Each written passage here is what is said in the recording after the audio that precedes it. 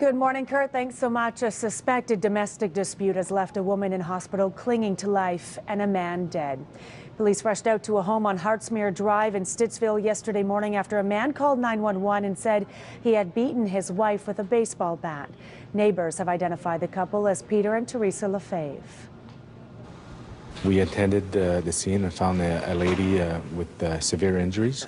It just makes me very sad. I'm a social worker and I know it happens all the time, but you know, when it's somebody that's around you and you see it, it's very sad. Police began a massive search for Peter Lefebvre. They found his body on an NCC walking trail off Richmond Road.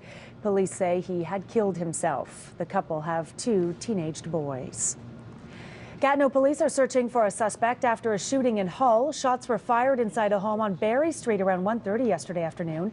Police found a man inside with gunshot wounds. He was rushed to hospital where he's now listed in stable condition under police guard. Thousands of public sector workers have been informed their jobs are being eliminated in 23 federal departments. Reporter Melissa Lamb is live with how many people in Ottawa-Gatineau are affected.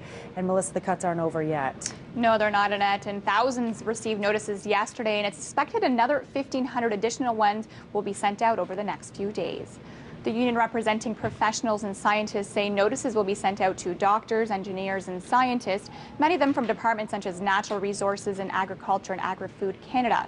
Almost 5,600 notices were sent out yesterday to PSAC members in 23 departments, almost half here to people in the National Capital Region, with 2,200 notices being sent out.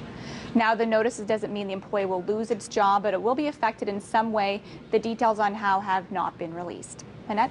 Melissa, union reps are saying these cuts will not only affect the workers, but Canadians on a whole and in many different ways. Yeah, that's right. The union says that many important frontline jobs are being cut. We know that 1,100 notices were sent to CBSA. Now, the union says this can mean longer wait times at the border. We also know there's being cuts to CFA. The union says this could affect the inspection of the food on your dinner table. Annette? Okay, Melissa Lamb reporting live this morning. Thanks for that, Melissa. Canada lost 152 soldiers in the war in Afghanistan. One of them, Mark Diab, was killed in 2009. But his dream of opening a Lebanese restaurant in Petawawa was carried on by his family. 1, 2, 3, and as if it's cut. That's it.